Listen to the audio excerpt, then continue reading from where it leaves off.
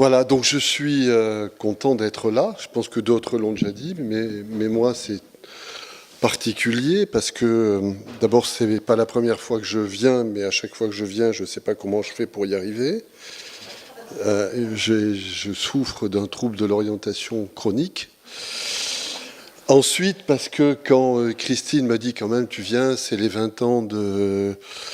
Ouais, et puis tu feras la conclusion. Alors j'avais souvenir d'une conclusion où on s'était amusé comme des petits fous, je ne sais pas si tu te souviens.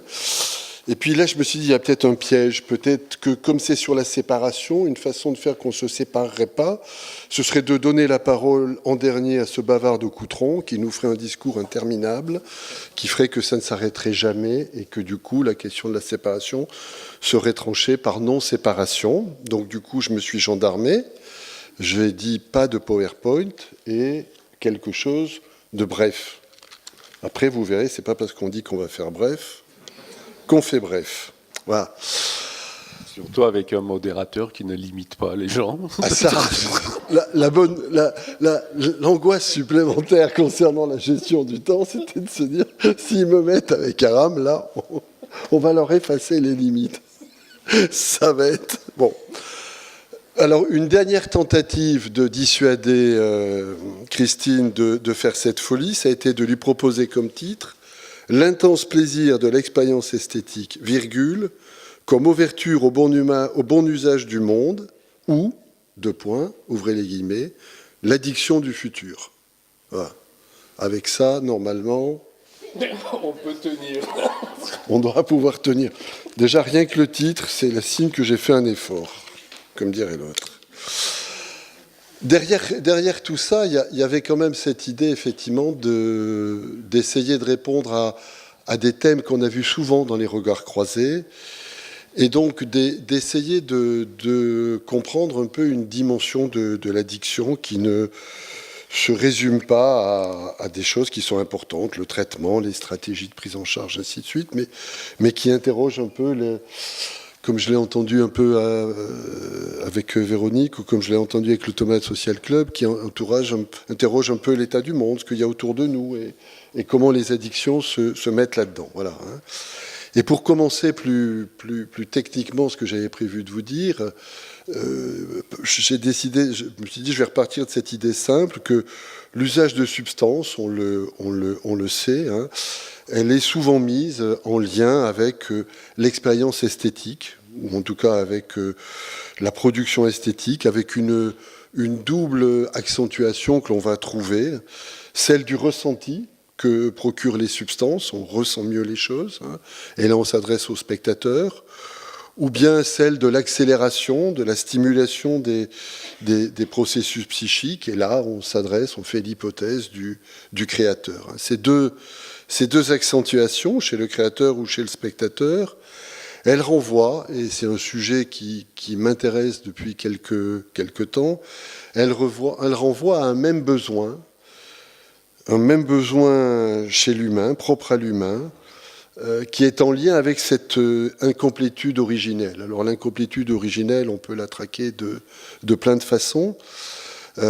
Sur le sujet qui est le mien, je la traquerai en revenant à Épithémée et à Prométhée, hein, Épithémée qui distribue les ressources aux différentes espèces, et Prométhée qui trouve qu'il n'a pas bien servi l'humain, et qui donc va, pour compenser un peu cette faille, va dérober, pour doter l'homme, hein, va dérober le feu, on y pense souvent, mais aussi les arrêts techniques. Hein. Et il prend les deux, et il le donne à l'homme en lui disant, avec ça, tu seras armé. Voilà. Hein.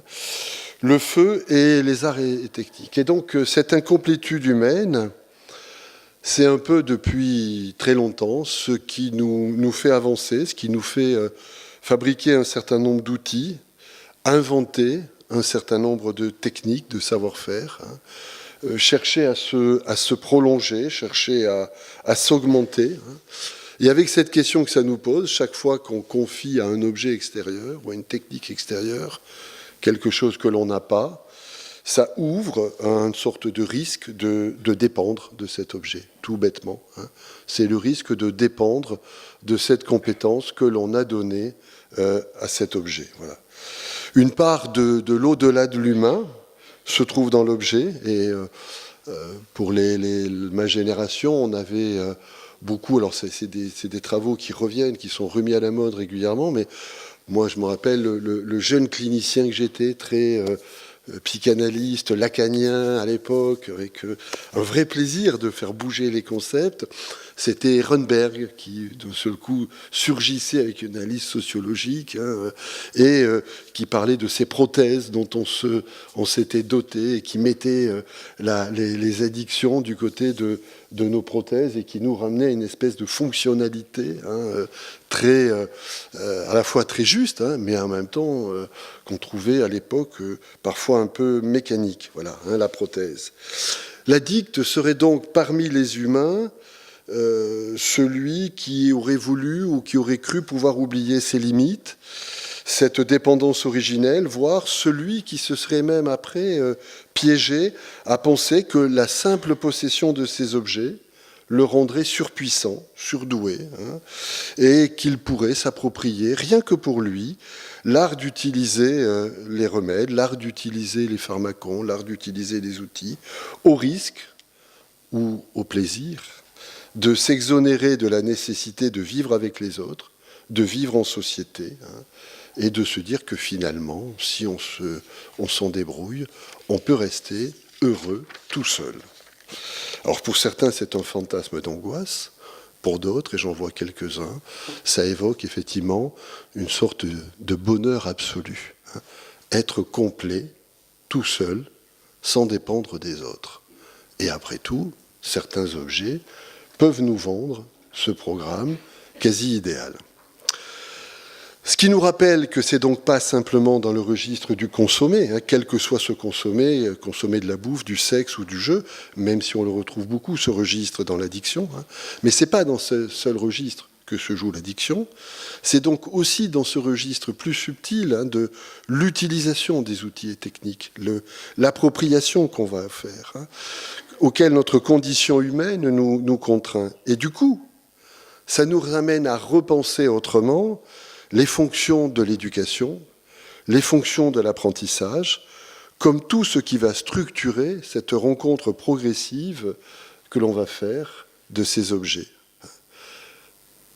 Cette rencontre qui va faire que petit à petit, ces objets vont nous devenir essentiels. Et c'est encore plus important à une époque où ces objets de plus en plus sophistiqués sont diffusés de plus en plus vite, avec des temps d'appropriation de plus en plus courts, avec des modes d'emploi, d'accompagnement de plus en plus succincts. Voilà. On a aujourd'hui des objets d'une étonnante sophistication, distribués larga manu, avec quasiment pas de mode d'emploi. L'intelligence d'utilisation n'est pas forcément donnée en même temps que le droit d'utiliser l'objet. Alors dans nos démocraties, c'est une question qu'on se coltine depuis 15 jours avec les gilets jaunes et avec le débat de quel droit ces gens qui parlent aussi mal, dont parfois certains semblent animés de théories du complot un peu inquiétantes, peuvent-ils parler à la nation comme des personnes qui, elles, auraient progressivement acquis le mérite et le droit de parler à la nation. C'est un débat qui n'est pas aussi simple, qui a donné à certains textes, certaines réflexions magnifiques. Il y a des choses très, très mauvaises qui ont circulé là-dessus, mais il y a des choses très, très justes. Voilà. Je vous rappelle, pour revenir à Épithémée et Prométhée, que Zeus disait « c'est pas mal ces objets, mais ne les donnons pas à tout le monde ». C'était pas un grand démocrate, Zeus. Voilà. Jupiter, je n'en dirai rien. Voilà, alors ça c'est fait, je t'ai dit tu ne le feras pas celle-là, puis naturellement c'est parce que tu dis que tu la feras pas, que tu fais pas la connerie. Voilà. En gros, il ne faudrait pas que ce tout objet qu'on nous vend aujourd'hui nous conduise à un fantasme de tous addicts et qu'on résume ce tous addict à « Ouh là là, qu'est-ce que la jeunesse d'aujourd'hui ne sait pas se débrouiller avec les objets que nous lui donnons ». Voilà. Et c'est quand même un discours que l'on peut entendre. Alors, pour essayer de sortir de ce risque, il y a un petit regard que je vous propose du côté des objets. très vite, hein, les premiers objets qu'on a fabriqués, c'est un peu simpliste, mais voilà, l'heure m'y autorise, hein, ont quand même plutôt répondu à des besoins fondamentaux. Ils nous ont permis de nous nourrir, de nous défendre, de nous reproduire, de nous protéger. Et puis, hein, parce que dès le départ, il y a quand même eu l'hypothèse que des objets étaient là pour ça, ils ont dès le départ produit un art qui nous permettait de répondre à nos questions spirituelles, à cette envie de questionner dès le départ, même au fond de la grotte, cet au-delà de l'humain, et de commencer à aller interroger cet au-delà de l'humain. Leurs successeurs, je ne veux pas vous faire la théorie de l'objet, vous inquiétez pas la théorie psychanalytique, mais la théorie anthropologique de l'objet. Leurs successeurs, les objets d'après, ont ouvert des accès sans cesse plus directs à des paradis artificiels, de plus en plus divers, et on a quelques droits de penser que les objets du futur, ceux qui nous attendent, ceux de l'intelligence artificielle, vont quasiment nous déposer sur un plateau, hein, cet infini des possibles d'un homme devenu sans limite, évoquant même, c'est le projet, hein, un au-delà de l'humain dans le transhumanisme. Voilà. Recherche du plaisir, évitement de la douleur, augmentation de la performance sont depuis toujours les grandes promesses que nous fait l'usage d'objets. Hein, et depuis toujours, ces promesses ont un risque qui est le risque de l'addiction. Car effectivement, l'utilisation naturelle, entre guillemets, l'utilisation sans abus d'objets qui ont de tels pouvoirs, c'est pas aussi simple que ça. Elle ne peut pas être aussi simple que ça. Alors, c'est le premier point, hein, dans cette relation à l'objet qu'il s'invente. On peut faire l'hypothèse que l'humain est ainsi en face de ce désir d'augmentation, de cet espoir d'un dépassement des limites internes et externes ou d'un renforcement de ses pouvoirs. On sait, se vêtir, c'est autant se couvrir au nom de la pudeur que pragmatiquement s'éviter le froid. Le collègue que Christine avait envoyé me récupérer à la gare pour que j'évite de vous faire la visite du centre commercial et d'arriver ici à l'heure où ce serait terminé, m'a dit faites attention, il fait chaud dedans, il fait froid dehors. Donc, mais non, mais c'était voilà. Donc il fallait ouvrir le manteau dedans et le refermer dehors. Il y a une fonction du vêtement. Hein. Mais c'est pas voilà. Le vêtement, c'est pour se cacher, mais aussi ça a une fonction. Ça permet le confort. Mais c'est aussi une façon de modifier son apparence. C'est aussi une façon de séduire. Et on peut parfois cacher le souhait de l'un derrière la pseudo-fonctionnalité de l'autre, ou on peut parfois sacrifier la fonctionnalité de l'un à la volonté de l'autre. Ma maman, quand j'étais petit, me disait, quand je mettais un certain t-shirt, il fait froid, ne mets pas ce t-shirt. Mais ce t-shirt, c'était mon arme de séduction absolue. Je l'ai gardé, Garguil, mais c'est un autre problème. Voilà. Hein, donc modifier... Voilà, les objets, c'est quand même un extraordinaire instrument pour jouer avec l'autre et avec soi. Hein. Devenir un autre, ce souhait rimbaldien qu'expérimente en particulier ce putain d'adolescent qui décide de devenir addict au sortir de l'enfance, semble aujourd'hui de plus en plus possible grâce à des objets ou à des techniques de plus en plus performants. Et ce rêve d'augmentation et d'amélioration est de moins en moins limité, comme il le fut à l'origine par des interdits religieux et les limites naturelles. Et quand je suis arrivé, j'ai vu, je trouvais ça, c'était magnifique de symbole, ce putain de, je ne sais plus comment on appelle ça, excusez-moi le gros mot, cette espèce de vieux truc en béton là sur lequel on a essayé de faire circuler un train sur aéroglisseur. Et c'est là, donc, cet objet d'une tentative de modernité avortée, c'est là que la bataille pour la GPA ou la PMA se fait. C'est quand même extraordinaire. C'est-à-dire que cette tentative à chaque fois de repousser les limites, et c'est là que la bataille des graffitis pro ou anti GPA ou PMA se fait aujourd'hui. Voilà. Hein. On a des objets, on a des techniques qui sont de moins en moins soumises aux limites naturelles, qui sont de moins en moins soumises aux interdits religieux, et on a maintenant mieux, on a au XXe et au XXIe siècle des technosciences, la cybernétique et cette fameuse intelligence artificielle et son big data, qui nous promettent une société de l'amélioration. Et aujourd'hui, toute une partie de la médecine, discrètement, n'est plus une médecine du soin, c'est une médecine de l'amélioration. Alors on n'ose encore pas trop le dire, mais petit à petit, c'est une partie des débats qui tournent autour de ça. Alors cette antique amélioration, augmentation, cet espoir, et vous savez, le petit clin d'œil pour ceux qui me connaissent, hein, ces nouveaux objets, c'est le paradis artificiel amélioré, c'est le super paradis artificiel de l'intelligence artificielle, et donc ce serait, selon l'expression de Bashung, enfin l'endroit où pourrait, comme il disait, faire en sorte que durent les moments doux. Et là, il n'y aurait pas de catastrophe, il n'y aurait pas de fin. Il n'y aurait pas de rupture. On pourrait faire durer à l'infini les moments doux. Là aussi, pour ceux qui ont raté le wagon du plaisir d'être seul et de se satisfaire seul, prenez quelques minutes pour évoquer cette espèce de nirvana absolu que serait la possibilité d'avoir des objets qui feraient que dureraient à l'infini, sans séparation, les moments doux. Personnellement, c'est mon deuxième grand fantasme. C'est la journée des acting out, mais normalement, il n'y en aura plus après. Voilà, c'est le plaisir de la séparation. Voilà, alors on peut faire durer les moments doux. Moi, je me suis dit que ça pouvait évoquer les rêveries de l'opiumane, anglais ou pas, une certaine ivresse de l'alcoolique, une certaine euphorie du fumeur de hache, ou cet avatar sans fatigue, tout-puissant, que l'on a parfois sur les jeux électroniques. Voilà, cet espoir.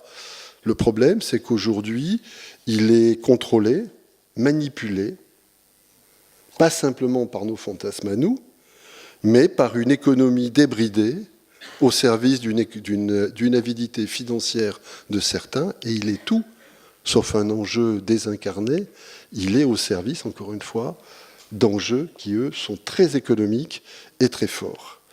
Et ils entretiennent cette extension du domaine des addictions, avec ce risque auquel on est confronté doublement d'un épuisement des ressources de la personne et ou d'un épuisement des ressources de la planète.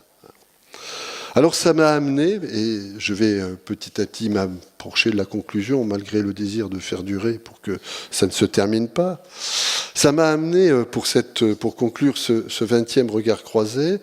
Et je trouvais que ça tombait très bien parce que ça me permettait de faire un hommage à Christine, dont on sait la relation assez musclée, qui nous a réunis au sein de la fédération avec des échanges forts et denses et qui ont alimenté, moi je sais, pour beaucoup ma réflexion. Hein.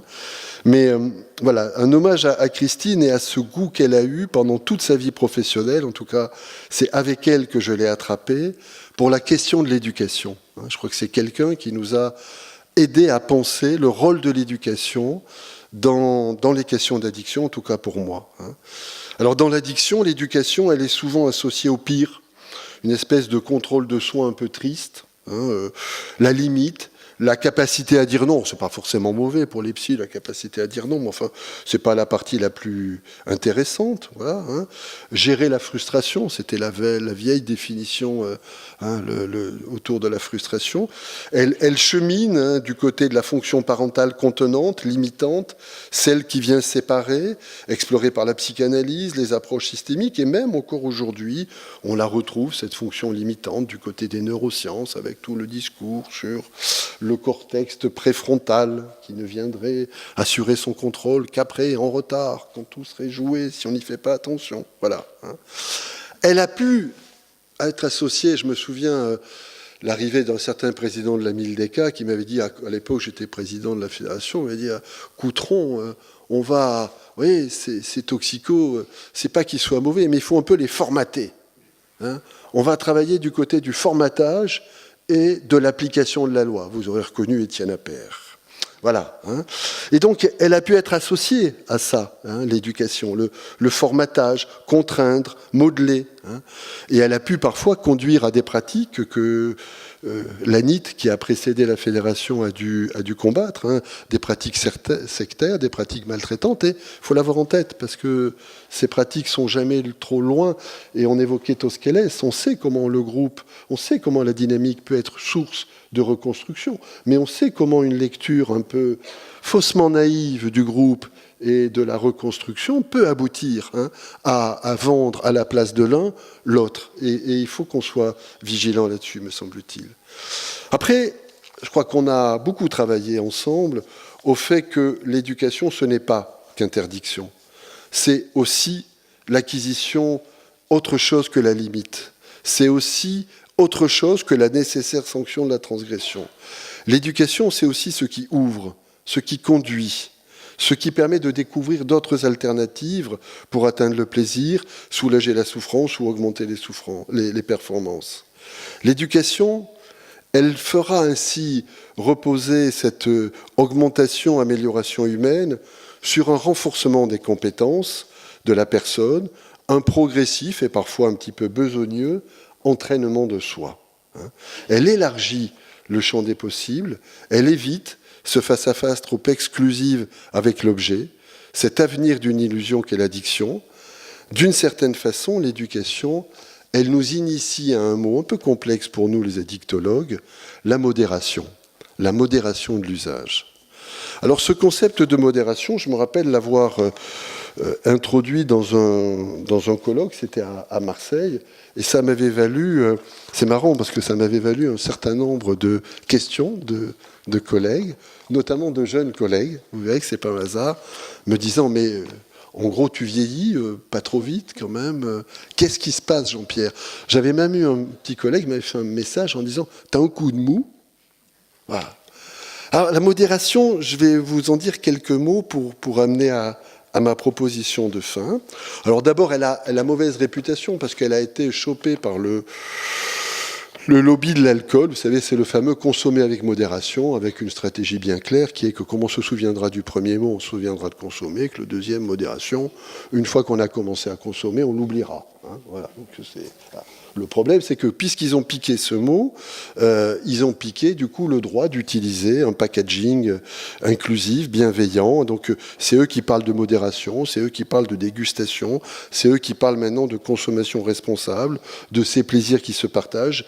Et donc par peur de complicité, crainte de favoriser l'usage, les professionnels de la profession que nous sommes, on reste, nous, avec des termes interdicteurs ou avec des concepts flous. Il ne faut pas consommer plus que les repères donnés par les experts de Santé publique France. Avec ça, vous passez une soirée vachement agréable. Et si on vous dit c'est quoi les repères, vous dites c'est pas plus de 10 verres par semaine à raison de pas plus de 2 verres par jour avec des jours sans. Voilà, là, ils vous regardent en disant ben mon gars, avec toi, la soirée, ça va être fun. Voilà. Alors, puisque le mot de modération nous est un peu interdit, qu'on se l'ait laissé piquer, derrière cette blague, il y a un vrai regret de ma part, hein, ce serait dommage de ne pas s'intéresser à ce que ça dit, la modération. Parce que sinon, on va rester dans une politique qui ne sera que, je ne veux pas réouvrir le débat, mais on sera que dans des interdictions ou dans des taxes. Et il semblerait qu'au bout d'un moment, à ne parler que d'interdictions et de taxes, on lasse.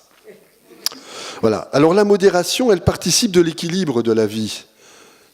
C'est du côté de la modération que se retrouve quand même un savoir-faire bon usage. Vous savez, le vieux truc à la con, c'est pour ça que mes collègues trouvaient que je vieillissais. Hein. Qui veut voyager loin, ménage sa monture. Je pourrais vous en faire des heures sur ce proverbe à la con. Ça me rappelle quelqu'un qui a participé à mon éducation. La modération, elle initie un art de l'équilibre. C'est ça qui m'intéresse, un art de l'équilibre. Dans un tableau très célèbre de Lorenzetti à Sienne, Le bon gouvernement, on le voit représenté par deux objets. Le moment où on mélange l'eau et le vin, et le sablier, hein, parce que c'est à la fois l'équilibre et le contrôle du temps. Ne pas aller trop vite, ne pas aller trop lentement, prendre son temps, ne pas perdre son temps. Hein, c'est quelque chose de subtil, la modération. Et quand on fait un Tomate Social Club, quand on travaille avec la nature, on est renvoyé quelque part aussi à quelque chose d'un rythme du temps qu'il faut accepter de revoir.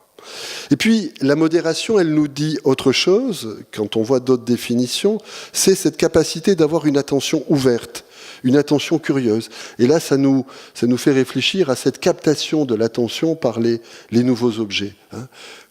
Retrouver le sens de la modération, c'est accepter de ne pas être capté par un seul. C'est ne pas être pris par une seule chose. Et là, on retrouve la notion de diversité, équilibre, gestion du temps, diversité. En fait, la modération, c'est un excellent terrain de formation de soi. C'est un excellent terrain de formation de l'humain. Voilà. Donc ça, c'est un dernier point. Alors, je vois Gladys qui a l'air songeuse sur la modération, mais je te dirai pourquoi, je finirai de te convaincre. La modération, elle a un dernier intérêt pour moi, c'est qu'elle nous amène à regarder les fameux objets platoniciens. Vous savez, les plaisirs mélangés et les plaisirs purs. Les plaisirs mélangés, entre guillemets, ce seraient les mauvais. Ils sont précédés d'un manque ou d'un besoin. Ils ouvrent donc à cette possible perte de contrôle de l'objet qui va venir combler le manque. Et les autres, les plaisirs purs, ce sont ces magnifiques, c'est le sel de la vie, disait une de nos plus belles grandes anthropologues, ces imprévus de la vie, la surprise d'une heureuse nouvelle, une émotion musicale au hasard, la contemplation d'un paysage, ou bien effectivement la contemplation d'une œuvre d'art. Ces objets-là ne sont pas susceptibles ni d'accroissement ni de diminution, ce sont des objets qui n'ont pas de quantification quantitative, ils évitent le risque de la perte de contrôle, ils ne provoquent aucun manque et ne perdurent pas au-delà de l'instant vécu, autrement que par le souvenir. Si je veux revivre ces moments-là, je ne peux pas les reproduire mécaniquement, je ne peux que m'en souvenir. Alors ces plaisirs purs devraient nous intéresser, parce que, à la fois, ils sont une façon de travailler la modération, mais aussi, ils ont une qualité qui nous intéresse quand on fait de la dicto, c'est qu'ils peuvent faire l'inverse. Ce sont aussi des objets qui peuvent nous procurer tout autant que les objets substances d'addiction, mais moins mécaniquement, sur un mode différent, ces échappées belles, ces ruptures intenses, ces ruptures extrêmes, qui sont quand même, reconnaissons-le, nécessaires à un humain qui ne peut vivre que de modération. C'est quand même effectivement un peu chiant, la modération, s'il n'y a que ça. Et c'est ce que nous rappellent les ados. C'est ce que nous rappellent celles et ceux qui sont attirés par ce besoin de sensation. Et si Madame Tellier ne m'avait pas invité, je serais ce soir dans une activité que certains d'entre vous trouveront bestiale, habillé en rose, dans un stade de rugby, la chope de bière à la main, en train de m'exciter pour qu'une équipe de 15 garçons en massacre 15 autres. C'est quand même un peu... Voilà. Mais ce plaisir collectif, ce moment... Voilà. Et je guetterai le moment où, à l'intérieur de cet exercice préparé, entraîné, il y aurait le jaillissement d'un acte imprévu, le décalage, la passe dans le dos, la chistera, ce qui d'un seul coup fait que vous vous êtes fait chier sous la pluie à regarder un match en hiver et vous dites putain ce geste-là, je le garderai en mémoire toute ma vie. Pendant la conférence, j'ai changé parce que hélas ce soir le match commencera par une minute de silence parce qu'un gamin est mort dimanche dernier sur un stade à cause de l'intensité que sont devenues nos activités de loisirs. Mais on évoquait avec un journaliste qui me demandait ce que j'en pense, et je lui disais, en tout cas, ne mets pas le mot violence, c'est intense, mais ce n'est pas violent. La violence, c'était des bagarres, la violence, c'est une agression. Aujourd'hui, ce gamin est mort dans quelque chose qui interroge comment nos moments d'excitation sont très proches de la zone où survient l'accident. Et c'est là qu'on a une réflexion à avoir. Et c'est là que ces moments qui nous amènent à l'intensité, sans nous faire passer par l'objet, ou non, sans nous faire passer par un certain nombre de comportements, sont des moments intéressants. On peut aller vers ces ruptures qu'apporte la fête et ses excès, aller vers des moments qui nous font sortir de soi, aller vers ces moments qui répondent à notre quête de l'intense et d'un au-delà de la raison, ces moments qui nous font nous connaître en nous faisant atteindre nos limites, et plus les limites que jusqu'à présent l'éducation paternelle ou l'éducation nous donnait en nous disant tu t'arrêtes là, mais les limites qu'on découvre en allant au bout de soi, on peut y aller aussi par ces expériences esthétiques, par ces expériences culturelles, avec le fait qu'elles ne nous mettront pas dans cette situation de danger physique. Ces pas de côté, ces plaisirs purs, ils entretiennent avec l'éducation, par ailleurs, un lien un peu complexe. D'une part, et j'aurais fini là-dessus, ils lui échappent en partie. Ils nous rappellent que tout ne peut pas être préparé par l'éducation. Parce que par essence, ces moments-là, on ne les a pas prévus. Ils sont surprises. Ils sont jamais répétés avant. En cela, ils font écho, et je pense que c'est là qu'ils trouvent leur valeur suprême, à notre mort future, à cette ultime séparation de la mort. Et j'ai toujours eu, dès l'adolescence, une fascination pour cette formule de Chamfort, apprendre à mourir. Et pourquoi donc? On y réussit très bien la première fois. Ah. Et ces moments-là, ils nous donnent ce plaisir de quelque chose que, quoi qu'on fasse, on ne pourra jamais préparer. Et ils nous évoquent une putain de séparation, un moment où on perd la maîtrise, où on est mis en situation d'un vrai au-delà de l'humain, d'un au-delà dont parfois on ne revient pas. Mais ces moments, pour les avoir, il faut accepter l'éducation, paradoxalement. Parce qu'ils ne résultent, on ne les a, que si on s'est exercé, que si on s'est entraîné, que si on est passé par la répétition. Le cycle de l'exercice de soi, le vieil exercice de soi, apprentissage du geste ou de la technique, puis répétition du geste ou de la technique jusqu'à ce qu'il devienne une seconde nature, et enfin, ce moment où, dans la compétition, dans le sport, dans le spectacle, on vient le mettre en jeu et on prend le risque que ça ne se passe pas comme prévu, parce que c'est ça qui fait la différence entre l'entraînement, la répétition, et la mise en jeu, la mise en scène. Voilà. Victoire, défaite, tout ça après c'est du bénéfice secondaire, mais c'est ce moment où ça échappe au contrôle qui est fort. C'est là qu'est le plaisir suprême, dans cet imprévisible final. Mais il ne peut venir que si on s'y est préparé, une part de préparation, une part de l'au-delà de l'humain, et c'est ça qui va être au cœur du processus éducatif. Alors je conclurai sur l'exemple d'une expression que moi j'avais beaucoup aimée, j'en avais parlé dans un colloque, mais plus rapidement, à propos de travaux de cette philosophe qui a beaucoup travaillé aussi sur l'art-thérapie, Baldine Saint-Giron, quand elle parle de l'expérience du sublime. Alors j'aurais pu vous embêter avec l'expérience sportive, mais comme c'est trop connoté, je vais aller du côté de l'expérience esthétique, l'expérience du sublime. Et elle dit, je donnais beaucoup de citations d'elle, mais je vais les faire dans le fil du texte, elle dit que le sublime nous sort de l'ordinaire. Elle explique que ce qui fait qu'on ressent un moment comme étant sublime, c'est que la structure de la perception vole en éclats, nous mettant dans un état de chaos intérieur, nous faisant toucher ce que Gilles Deleuze appelait le sans-fond, l'effondrement, le moment où ça se déconstruit, que ça détruit nos certitudes, ça déstabilise notre identité, et effectivement, ça prend notre pensée et ça la porte vers sa limite, vers ce but le plus extrême, celui où tout se défait, mais du coup, où tout peut se relier autrement. Et on retrouve ce plaisir extrême que l'on cherche parfois, ce plaisir imbaldien dont l'adolescent rêve, où le jeu peut effectivement à ce moment-là redevenir un autre. On peut effectivement, sur un moment comme ça, avoir le sentiment qu'on va pouvoir changer sa vie, donner une autre direction à sa vie. Cette expérience du sublime et de son plaisir, il est donc lui aussi lié à la formation éducative que l'on a eue, à la formation culturelle préalable que l'on a eue. Il ne dépend pas d'un objet technologique ou d'une substance chimique. Il est construit dans la durée de l'éducation. Il respecte aussi le temps de récupération dont a besoin l'humain, et il ne se reproduit, lui aussi, que par remémoration de son souvenir, et non par la répétition infinie de l'usage qui, lui, est le piège de l'addiction. Et si on voulait s'amuser, la répétition dans l'éducation, elle est avant, elle est dans l'apprentissage. La répétition dans l'addiction, elle est après, elle est dans la consommation de l'objet. Et une partie du plaisir navigue entre les deux. Voilà. Alors, je voudrais juste, pour terminer, dire que pour moi, en vous proposant ça, il ne s'agissait pas d'opposer un bon plaisir, celui de l'esthétique, et un mauvais plaisir, celui de l'expérience. Loin de là. loin de là. Il n'y a pas une bonne défense et une mauvaise défense. Et le plaisir du produit ne sera jamais un plaisir que je condamnerai par essence.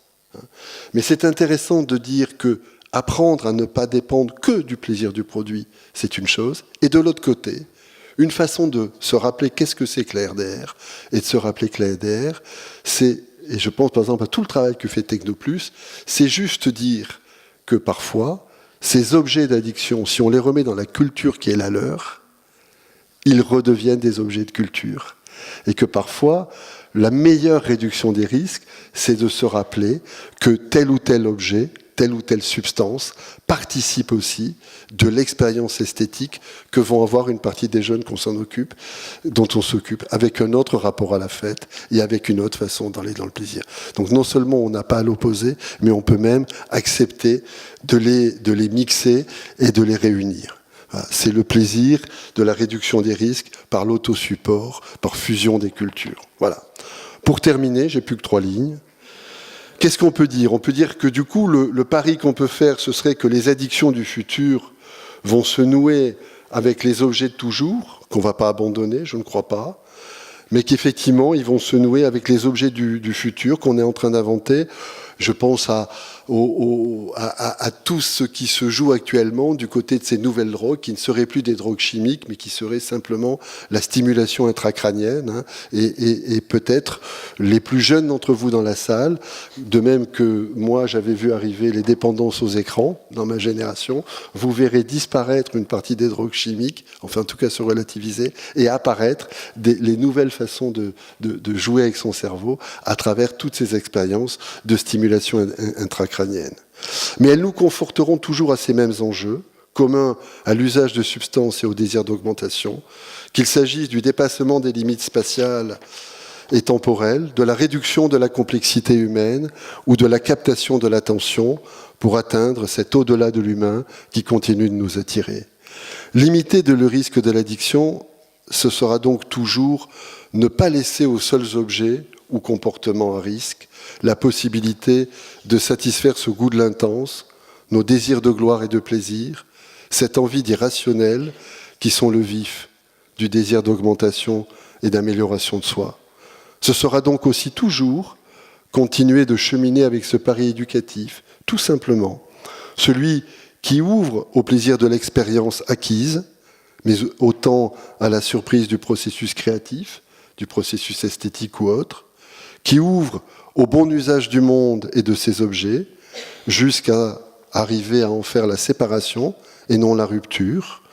La séparation dans un moment de dissolution du moi, dans un moment de dissolution de son identité, comme un effacement pour faire place à l'autre, souvent à ceux qui nous suivent, et non pas manquer. Je vous remercie.